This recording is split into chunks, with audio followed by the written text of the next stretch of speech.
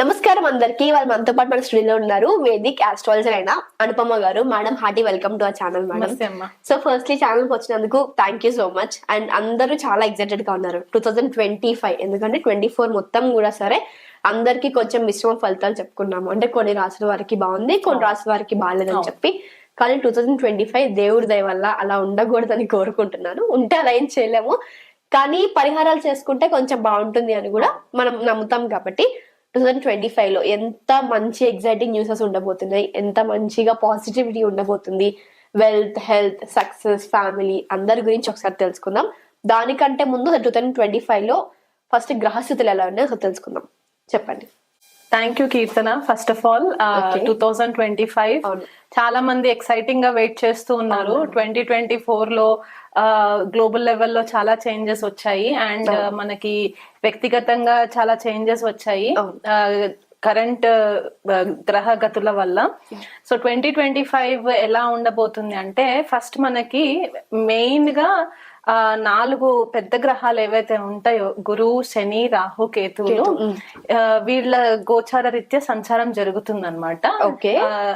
ఈ గ్రహాలకి దాదాపుగా ఒక 2 months 2 నెలల డిఫరెన్స్ తోటి గ్రహగతుల ట్రాన్సిట్స్ లో చేంజెస్ వస్తున్నాయి.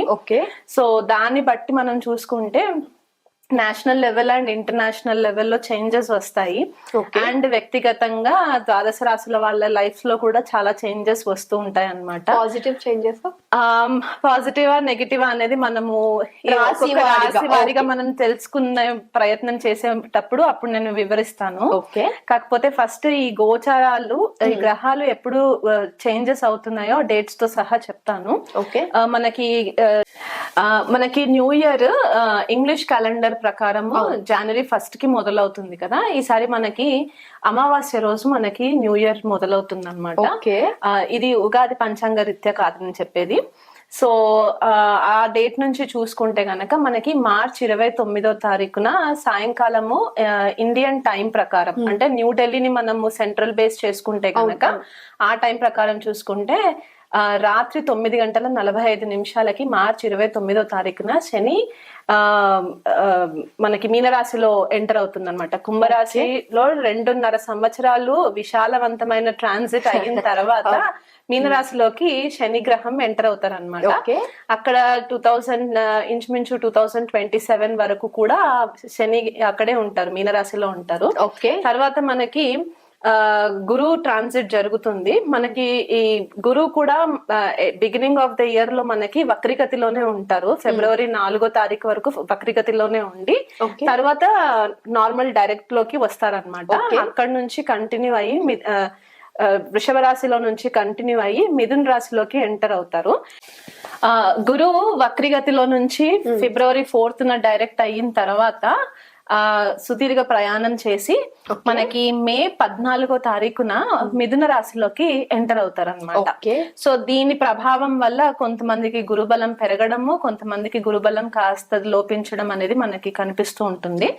అయినా గురువు గారు మే 14వ తారీఖున ఎప్పుడైతే ఎంట్రీ ఉంటుందో అప్పటి నుంచి మనకి దాదాపు డిసెంబర్ 5వ తారీఖు వరకు కూడా మిథున రాశిలో సంచారం జరుగుతుంది. కానీ మధ్యలో ఆయన వక్రిగతి పొందుతారు. అది వక్రిగతి ఎప్పుడు అంటే అక్టోబర్ 18వ తారీఖున వక్రిగతి పొంది ట్రాన్సిట్ మొత్తం మనకి ఇయర్ ఎండింగ్ వరకు కూడా మనకి గురువు గారు వక్రిగతిలోనే ఉంటారనమాట. అండ్ ఇక్కడ ఇంకొకటి ముఖ్యమైన గమనిక ఏంటి అంటే, అతిచారి జరుగుతుంది. అతిచారి అంటే ఈ సంవత్సరము 2025లో గురువు గారు చాలా ఫాస్ట్ మూవ్మెంట్ ఉంటుంది అనమాట. రెగ్యులర్ మూవ్మెంట్ కంటే కూడా ఫాస్ట్ మూవ్మెంట్ ఉంటుంది. ఎప్పుడైతే ఈయన రెట్రోగ్రేషన్ లోకి వస్తారో, వక్రిగతిలోకి ఎప్పుడైతే అక్టోబర్ 18న ఎంట్రీ అవుతుందో మిథున రాశిలో నుంచి కర్కాటక రాశిలోకి ఎంటర్ అవుతారు అనమాట. అంటే దాదాపుగా 2025 సంవత్సరంలో గురువు గారు 3 రాశులలో ట్రాన్సిషన్ జరుగుతుంది. అది చాలా యునిక్ ట్రాన్సిట్ లాగా చెప్తారనమాట. ఎందుకంటే మొత్తంలో 3 రాసులో ఉండడం చాలా డిఫరెంట్. ఎందుకంటే బిగినింగ్ ఆఫ్ ద ఇయర్ మనకి ఫిబ్రవరి 4వ తారీఖు వరకు కూడా వక్రీగతిలోనే ఉంటారు. ఆ తర్వాత డైరెక్ట్ అవుతారు, వృషభ రాశిలో నుంచి మిథున రాశిలోకి ఎంటర్ అవుతారు. తర్వాత అక్టోబర్ 18వ తారీఖున వక్రీగతిలో నుంచి కర్కాటక రాశిలో తన ఉచ్చ స్థానంలోకి వస్తారనమాట. సో ఇది కొద్దిగా యూనిక్ అని చెప్పాను కదా, ఇది మనకి కనిపిస్తుంది. దీని వల్ల మనకి దేశవ్యాప్తంగా అండ్ అంతర్జాతీయంగా కూడా మనకి చాలా చేంజెస్ కనిపిస్తూ ఉంటాయి. అండ్ వ్యక్తిగత రాశులలో వాళ్ళ పర్సనల్ లైఫ్స్ లో కూడా మనకి చాలా చేంజెస్ కనిపిస్తాయి అన్నమాట. అది పాజిటివ్ అవ్వచ్చు, నెగిటివ్ అవ్వచ్చు, ఇండివిజువల్ రాశిస్ ని బట్టి ఉంటుంది అండ్ లగ్నాస్ ని బట్టి ఉంటుంది. ఇది పక్కన పెడితే మనకి రాహుకేతులు కూడా మనకి ట్రాన్సిషన్ జరుగుతుంది, మేలోనే జరుగుతుంది అనమాట వీళ్ళు కూడా. ఎందుకంటే రాహుకేతులు ప్రతి రాశిలో 18 నెలలు ట్రాన్సిషన్ లో ఉంటారు. సో ప్రెసెంట్ గా రాహు మనకి మీనరాశిలో ఉంటారు, కేతు వచ్చేసి కన్యా రాశిలో బిగినింగ్ ఆఫ్ ద ఇయర్ అక్కడే ఉంటారు మే వరకు కూడా. మే 18న 2025 మనకి రాహు వచ్చేసి కుంభరాశిలోకి ఎంట్రీ జరుగుతుంది అండ్ కేతు వచ్చేసి మనకి సింహరాశిలో ఎంట్రీ జరుగుతుంది.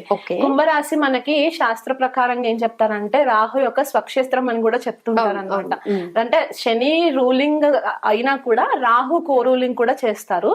సో ఈ గ్రహగతులని మనం చూసుకుంటే అంటే మళ్ళీ మనకి చిన్న గ్రహాలు ఉంటాయి. కుజుడు ఆల్రెడీ నీచలో ఉంటారు.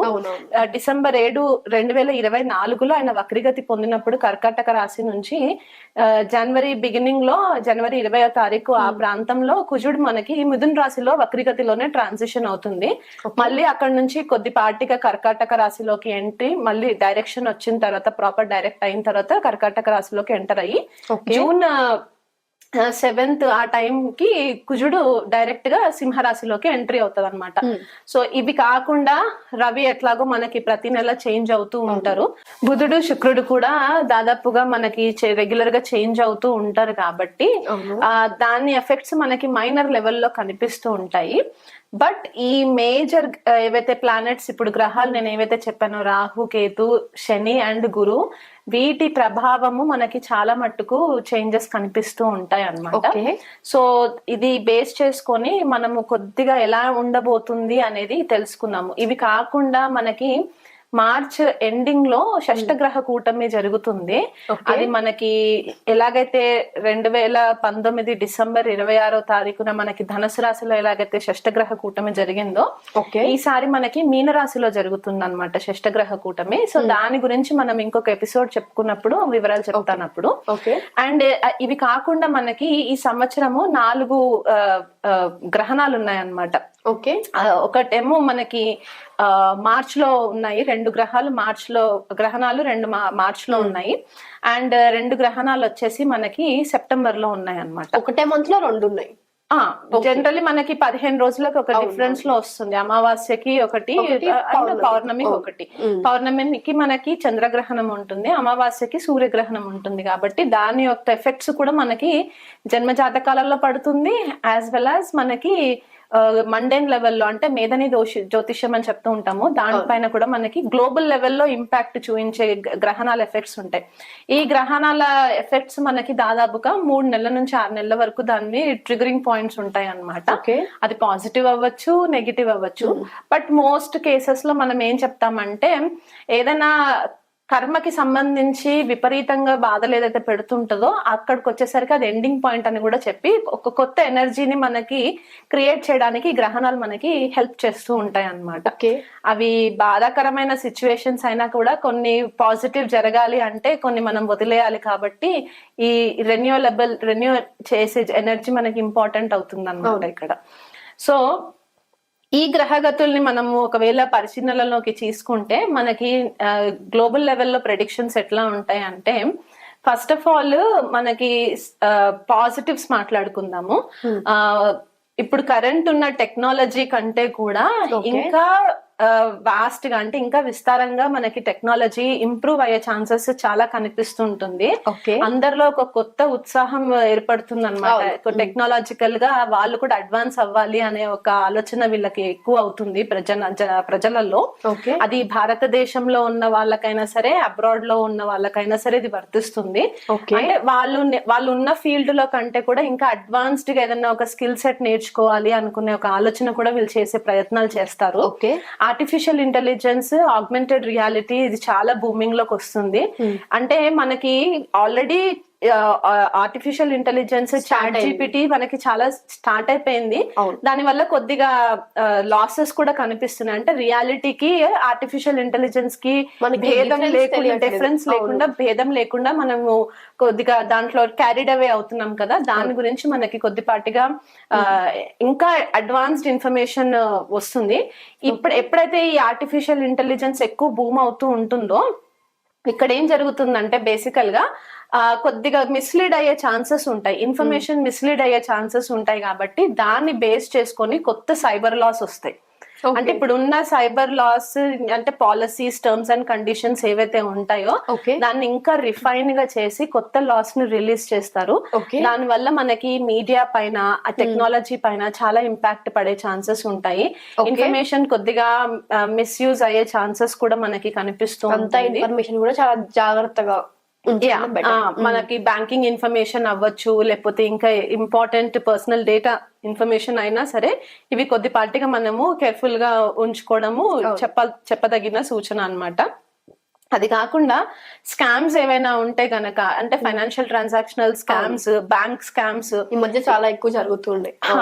సో ఇవన్నీ ఏంటంటే ఇది వరకు జరిగినవన్నీ కూడా ఒకవేళ బయటకి రాకుండా హిడెన్, అంటే దాచిపెట్టిన స్థితిలో ఉంటే గనక, అంటే పవర్ యూజ్ చేసా లేకపోతే ఇంకేదైనా కారణం చేతైనా సరే దాన్ని హోల్డ్ చేసి పెట్టుంటే గనక 2025లో గనక ఈ స్కామ్స్ అన్ని కూడా బయటికి వచ్చే ఛాన్సెస్ ఉంటాయి, స్కాండల్స్ బయటికి వచ్చే ఛాన్సెస్ ఉంటాయి.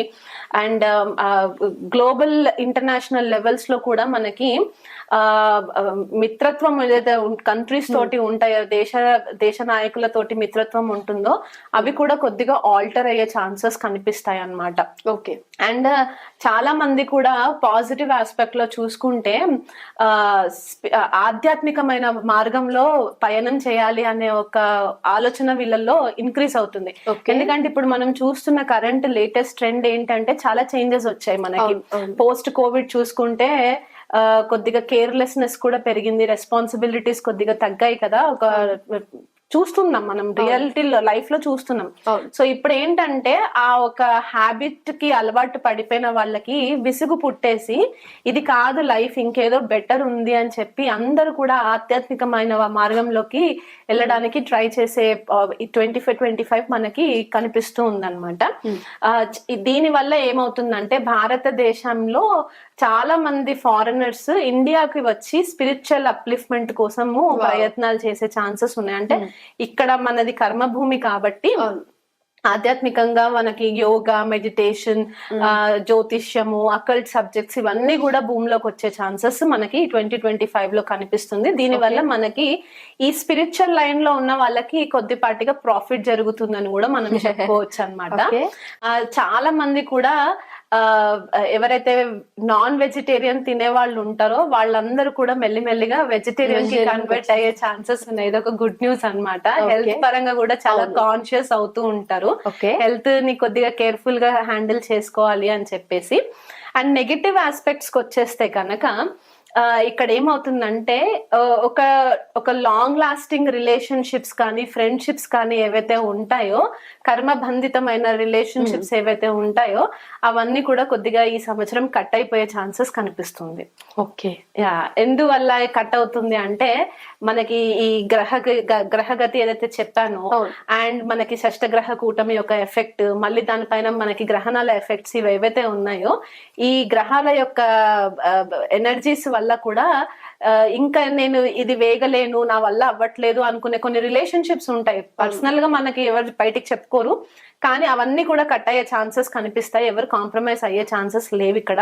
ఓకే. దీని వల్ల కొద్దిపాటిగా డిప్రెషన్ లోకి వెళ్లే ఛాన్సెస్ కనిపిస్తుంది. ఎందుకంటే మీనరాశి అండ్ కన్యా రాశి కొద్దిగా ఫ్లడ్డెడ్ అవుతాయి. ఒక బ్రీఫ్ పీరియడ్ ఆఫ్ టైమ్ లో కొద్దిగా ఫ్లడ్ అవుతుంది అనమాట. ఆ ఎనర్జీస్ ని హ్యాండిల్ చేయలేరు. సో కొంతమంది యాంగ్జైటీ ఎక్కువ పెరిగిపోతుంది, స్ట్రెస్ ఎక్కువ పెరిగిపోతుంది, అయిపోతుంది, దాని వల్ల కొద్దిగా డిస్టర్బ్ అయ్యే ఛాన్సెస్ ఉన్నాయి. ఇక్కడ ఇంకొక చిన్న పాయింట్ ఏం చెప్పాలనుకుంటున్నా అంటే కొద్దిగా సూసైడల్ టెండెన్సీస్ కూడా ఎక్కువ అయ్యే ఛాన్సెస్ ఉంటాయి. మనకి యూత్ ఎస్పెషలీ చాలా కేర్ఫుల్ గా ఉండాలి, హేస్టీ డెసిషన్స్ తీసుకోవద్దు. మీకు అట్లాంటి ఆలోచనలు వస్తే గనక మీకు దగ్గరలో ఉన్న వాళ్ళతో ఓపెన్ హార్ట్ కాన్వర్సేషన్ చేయడానికి, మీ మనసులో ఉన్న భారాన్ని తొలగించుకోవడానికి వాళ్ళతో కూర్చొని మాట్లాడడానికి ట్రై చేయండి.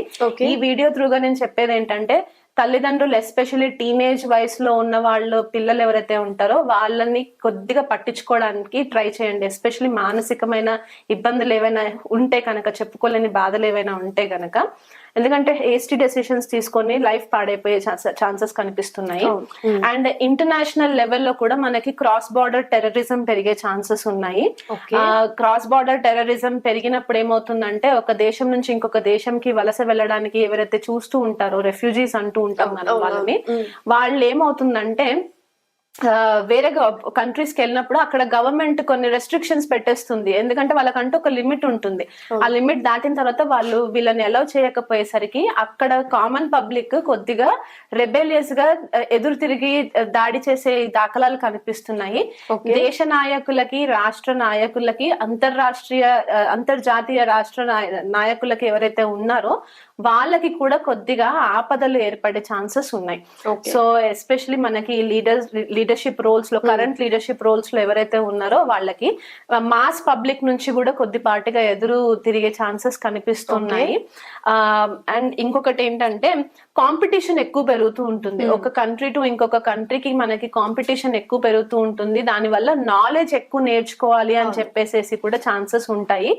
అండ్ రాహు ఎప్పుడైతే మనకి కుంభరాశిలోకి ఎంటర్ అవుతారో, పూర్వభాద్ర నక్షత్రంలోకి ఎప్పుడైతే ఎంటర్ అవుతుందో మే 18th తర్వాత చాలా మట్టుకు ఇన్ఫర్మేషన్ మనకి ఏదైతే గ్రహాంతర వాసుల గురించి మనకి ఇన్ఫర్మేషన్ ఏదైతే స్టాప్ చేసి పెట్టారో అదంతా కూడా ఈ సంవత్సరం మనకి కొద్దిగా బయటికి వచ్చే ఛాన్సెస్ ఉన్నాయి. సైన్స్ అండ్ టెక్నాలజీ అడ్వాన్స్ అయ్యే ఛాన్సెస్ ఉన్నాయి. ఇవి కాకుండా మనకి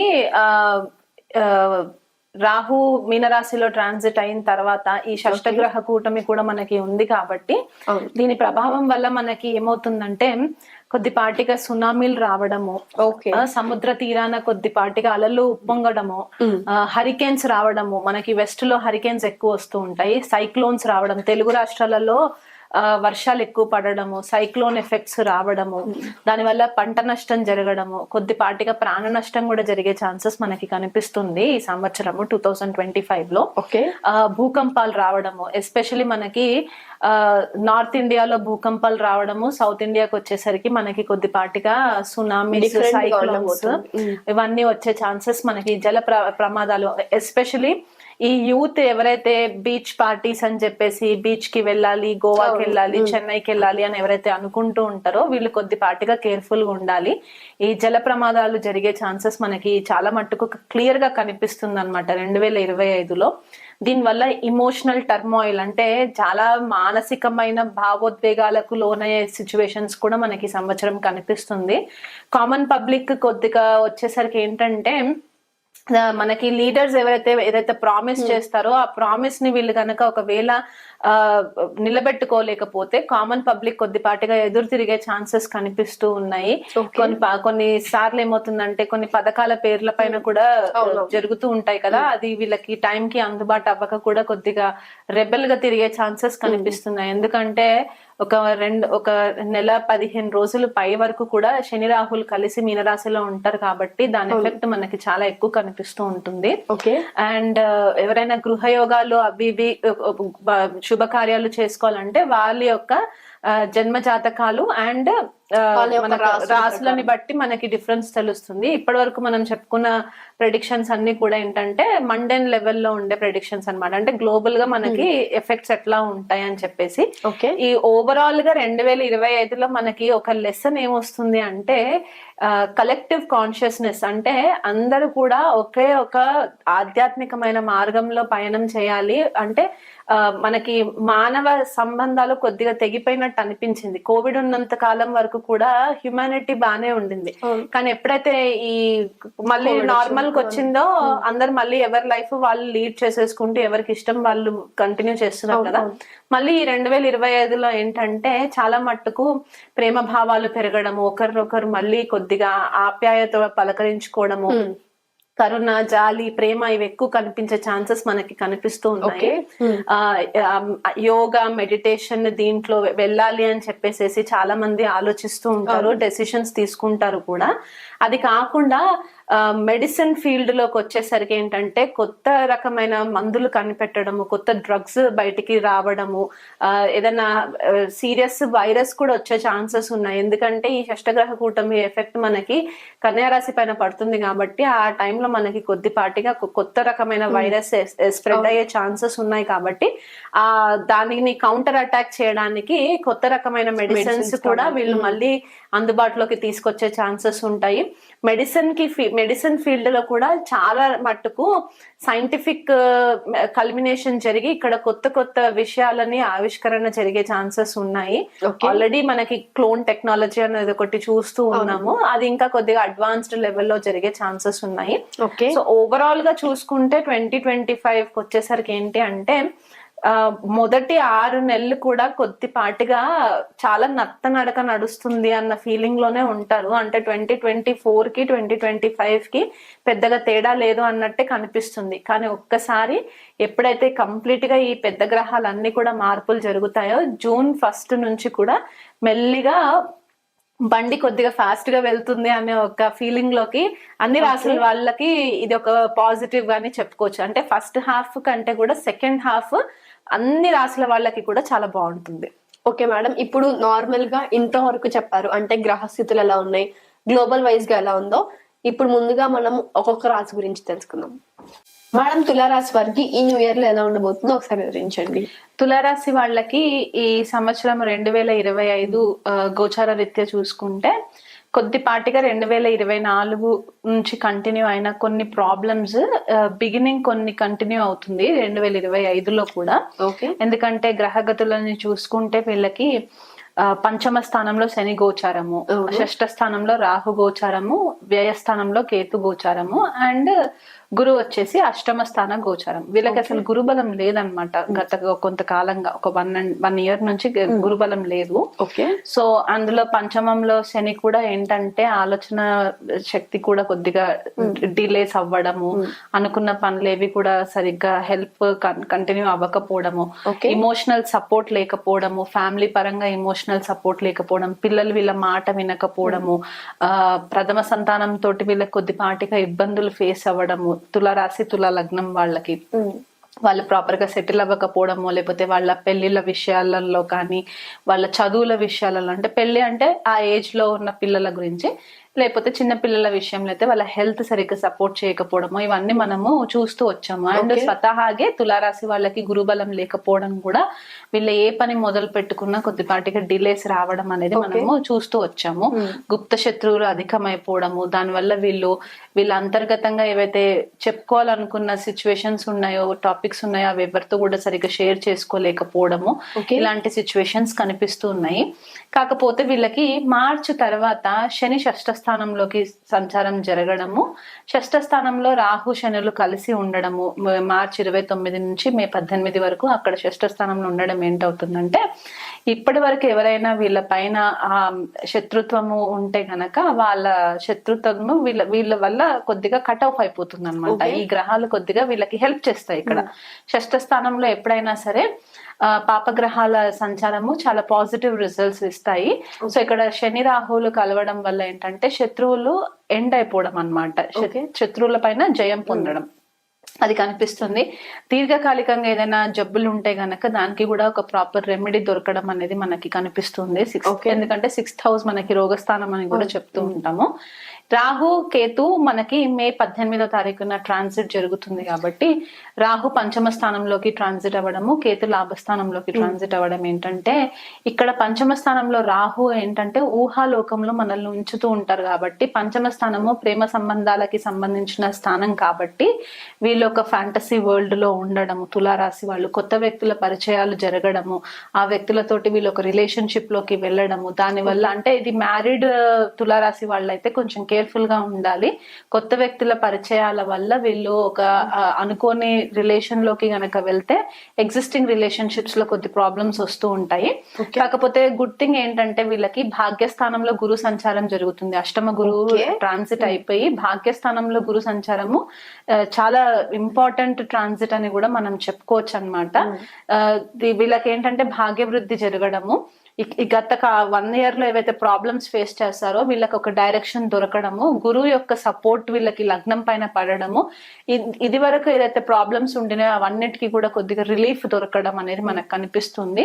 అదే గురు దృష్టి మళ్ళీ పంచమ స్థానం పైన కూడా పడుతుంది కాబట్టి అక్కడ రాహు ఒక మాయలోకి వీళ్ళని తీసుకెళ్ళిన గురు సంచారం యొక్క గురు దృష్టి వల్ల ఏంటంటే ఆ ప్రాబ్లం లోకి ఎంటర్ అయ్యే ముందు వాళ్ళని బయటికి లాగేయడం కూడా మనకి కనిపిస్తూ ఉంది. కాబట్టి తప్పటడుగులు ఒక సెకండ్ వేసినా మళ్ళీ వెంటనే బ్యాక్ రావడానికి కూడా మనకి కనిపిస్తుంది. కాబట్టి ఇది ఒక ఫేవరబుల్ ట్రాన్సిట్ అని చెప్పుకోవచ్చు అనమాట. సో తులారాశి వాళ్ళకి మెయిన్ గా ఏంటంటే గురుడు అండ్ శని యొక్క బ్లెస్సింగ్స్ ఈ సంవత్సరము 2025లో పుష్కలంగా ఉంది కాబట్టి వీళ్ళు గృహయోగం పొందాలనుకున్నా కూడా వీళ్ళు గృహం కట్టుకోవడమో లేకపోతే కొనుక్కోవడమో ఇవి ఛాన్సెస్ కనిపిస్తున్నాయి. మే తర్వాత మే వరకు కూడా కొద్దిగా నత్తనడక నడిచినట్టే ఉంటుంది, బట్ మే తర్వాత నుంచి కూడా వీళ్ళకి అన్ని పాజిటివ్ రిజల్ట్స్ ఉంటాయి. ఎవరైతే తులారాశి వాళ్ళు పిల్లల కోసం ప్లానింగ్ చేసుకుంటూ ఉన్నారో సంతాన యోగం కోసము ఆ విషయంలో కూడా వీళ్ళకి మంచి రిజల్ట్స్ ఉంటాయి. ఒకవేళ న్యాచురల్ ప్రాసెస్ లో కనుక పిల్లలు అవ్వకుండా ఆల్రెడీ ఒక లెంతీ ప్లానింగ్ లో ఉంటే గనక IVF త్రూగా కూడా వీళ్ళు వెళ్తే మంచి డాక్టర్స్ పరిచయం అవ్వడము, ఆ డాక్టర్స్ త్రూగా వీళ్ళకి మంచి గైడెన్స్ రావడము, తొందరగా పిల్లల సంతాన యోగం కూడా వీళ్ళకి కలిగే సిచ్యువేషన్స్ మనకి గురువు బ్లెస్సింగ్స్ వల్ల కనిపిస్తుంది. ఎందుకంటే శని కూడా షష్ఠస్థానంలో ఉంటారు కాబట్టి ఏదైనా ప్రాబ్లం ఐడెంటిఫికేషన్ ఇది వరకు జరగకపోతే ఇప్పుడు వీళ్ళకి ఒక మంచి గైడెన్స్ వచ్చే ఛాన్స్ కనిపిస్తుంది. కాబట్టి గత కొంతకాలంగా ఫేస్ చేసిన ఇమోషనల్ టర్మాయిల్స్ ఏవైతే ఉన్నాయో అవన్నీ కూడా ఇప్పుడు వీళ్ళకి మే నుంచి క్లియర్ అయిపోతూ ఉంటాయి. కాబట్టి ఒక బ్యూటిఫుల్ ట్రాన్సిట్స్ వీళ్ళకి ఉన్నాయి అండ్ మంచిగా ఫ్లరిష్ అయ్యే ఛాన్సెస్ ఉన్నాయి అని చెప్పేసి మనం తులారాశి వాళ్ళకి చెప్పుకోవచ్చు అనమాట. ఓకే, మరి ఈ న్యూ ఇయర్ కి మంచి రెమెడీస్ కూడా చెప్పండి. మంచి రెమెడీస్ అంటే ఫస్ట్ వీళ్ళు పంచమ స్థానంలో ఉన్న రాహు యొక్క దృష్టి పడుతుంది కాబట్టి అక్కడ రాహు ఉన్నారు కాబట్టి సుబ్రహ్మణ్యేశ్వర స్వామికి దగ్గరలో ఉన్న పాము పుట్టలు ఏవైతే ఉంటాయో ప్రతి మంగళవారము పుట్టలో పాలు పోయడము, ఒకవేళ పుట్టలు లేవు అనుకుంటే గనక జంట నాగులవి విగ్రహాలు ఉంటాయి టెంపుల్స్ లో, ఆ దగ్గరలో ఉన్న టెంపుల్ లో ప్రతి మంగళవారము పాలు పోయడం వల్ల కూడా అభిషేకం చేయించడము, సుబ్రహ్మణ్యేశ్వర స్వామికి అర్చన అభిషేకం 2 చేయించుకోవడం వల్ల కూడా వీళ్ళకి మంచి రిజల్ట్స్ ఉండే ఛాన్సెస్ ఉన్నాయి. ఎందుకంటే పంచమ రాహు అంత మంచి రిజల్ట్స్ ఇవ్వరు, సైకలాజికల్ గా కొద్దిగా మనల్ని డిస్టర్బ్ చేస్తూ ఉంటాయి. కాబట్టి ఇది మే తర్వాత మనకి ఇంకెక్కువ కనిపిస్తూ ఉంటుంది. కాబట్టి ఆ మే తర్వాత వీళ్ళు ఈ రెమెడీస్ చేసుకుంటే చాలా మంచి రిజల్ట్స్ ఉంటాయి. డ్రైవింగ్ చేసేటప్పుడు కొద్దిగా కేర్ఫుల్ గా ఉండండి. స్కంద కవచం చదువుకోవడము, సుబ్రహ్మణ్య అష్టకం చదువుకోవడము, దుర్గా కవచం చదువుకోవడము, ఇవేవి కూడా నోరు తిరగట్లేదు అని అనుకుంటే గనక చిన్నగా ఓం దుమ్ దుర్గాయ నమః అనే మంత్రాన్ని ఒక 2 జపమాలలు మార్నింగ్ ఒకసారి ఈవినింగ్ ఒకసారి చేసుకున్నా కూడా వీళ్ళకి మంచి రిజల్ట్స్ ఉంటాయి. కేతు సంచారం మనకి లాభస్థానంలో జరుగుతుంది కాబట్టి ఫ్రెండ్స్ కి సంబంధించి కొద్దిపాటిగా డిటాచ్మెంట్ వచ్చే ఛాన్సెస్ ఉన్నాయి. కాబట్టి దాని గురించి ఎక్కువ ఆలోచించకుండా వీలైనంత మట్టుకు మీకు ఐసోలేటెడ్ టైం ఉంటే గనక ఏదైనా రీసెర్చ్ ఓరియంటెడ్ సబ్జెక్ట్స్ పైన ఫోకస్ చేస్తే కూడా మీకు మంచి రిజల్ట్స్ వచ్చే ఛాన్సెస్ ఉన్నాయి. ఆధ్యాత్మికమైన మార్గంలో వెళ్ళడానికి ప్రయత్నం చేయండి. భాగ్యస్థానంలో గురువు మిమ్మల్ని చాలా మంచి స్పిరిచువల్ ప్లేసెస్ కి కూడా తిరిగే ఛాన్సెస్ కూడా మీకు ఇస్తారు. కాబట్టి ఈ సంవత్సరం గురు బలంని వీలైనంత మట్టుకు యూజ్ చేసుకోవడానికి ప్రయత్నం చేయండి. ఓకే, మరి చూసారు కదా తులారాశి వారికి ఈ న్యూ ఇయర్ లో ఎలా ఉండబోతుందో. ఖచ్చితంగా చెప్పిన పరిహారాలన్నింటినీ నీట్ గా ఉపయోగించుకొని మీ జీవితాన్ని మంచి దారిలో పెట్టుకుంటారని ఆశిస్తూ మరో రాశితో కలుద్దాం. అంతవరకు సెలవు. నమస్తే. మేడం నేను మీ రీసెంట్ వాట్సాప్ స్టేటస్ లో చూసాను, అదేంటంటే రాహుకేతు క్లాసెస్ స్టార్ట్ అయినాయి అని బ్యానర్ రిలీజ్ చేశారు కదా, ఒకసారి దాని గురించి వివరించండి. రాహుకేతు క్లాసెస్ స్పెసిఫిక్ గా లాంచ్ చేయడం జరిగింది. ఇది ఆల్రెడీ జ్యోతిష్య పరిజ్ఞానం ఉన్న వాళ్ళకి అనమాట, అంటే బిగినర్ ఫేజ్ లో ఉండి కొద్దిగా అడ్వాన్స్డ్ లెవెల్ కి వెళ్ళాలనుకునే వాళ్ళ కోసము రాహుకేతు జన్మ జాతకంలో ఎలాంటి ప్రాబ్లమ్స్ క్రియేట్ చేస్తారు, దాని వల్ల మనం ఎలాంటి రెమెడీస్ ఇవ్వచ్చు, అంటే పితృదోషం కావచ్చు, పుత్రదోషం కావచ్చు, కలత్ర శాపం కావచ్చు, ఇలాంటివి ఏవైతే దోషాలు ఉంటాయో అసలు రాహుకేతు ఏ భావాలలో ఉంటే ఏ రాసులలో ఉంటే ఎలాంటి పరిహారాలు ఇస్తాయి, ఎలాంటి రిజల్ట్స్ ఇస్తాయి, ఫారెన్ సెటిల్మెంట్ బిజినెస్ కి పరంగా ఎట్లాంటి రిజల్ట్స్ ఇస్తాయి, స్పెసిఫిక్ గా రాహుకేతు ఎందుకు తీసుకోవడం జరిగిందంటే కర్మిక్ నోట్స్ అన్నమాట. మనం గత జన్మలో చేసుకున్న ఒక కాంబినేషన్ ని బట్టి మనకి మన జన్మ జాతకంలో ప్లేస్మెంట్స్ పడుతూ ఉంటాయి. సో ఈ కోర్స్ లాంచ్ చేయడం జరిగింది. సో ఎవరికైనా ఇంట్రెస్టెడ్ ఉంటే గనక, ఆల్రెడీ ఆస్ట్రాలజీ నాలెడ్జ్ ఉన్న వాళ్ళు ఉంటే గనక ఈ కోర్స్ లో ఎన్రోల్మెంట్ చేసుకోవడం, మీకు ఇంట్రెస్టెడ్ ఉంటే చేసుకోవచ్చు. మీకు ప్రీ రికార్డెడ్ క్లాసెస్ కూడా ఉంటాయి. ఒకవేళ ఒక క్లాస్ మిస్ అయినా సరే మీకు ఆ రికార్డెడ్ వర్షన్ మీకు పంపడం జరుగుతుంది. ఆల్ క్లాసెస్ ఆన్లైన్ ఉంటాయి కాబట్టి సాటర్డే సండే షెడ్యూల్ చేయడం జరుగుతుంది. మీకు వీలు కుదిరితే కనుక మీరు ఇంట్రెస్టెడ్ ఉంటే నా నంబర్ కి మెసేజ్ చేస్తే నేను మీకు ఫుల్ ఫ్లెష్డ్ కోర్స్ డీటెయిల్స్ ఇవ్వడం జరుగుతుంది. Okay madam.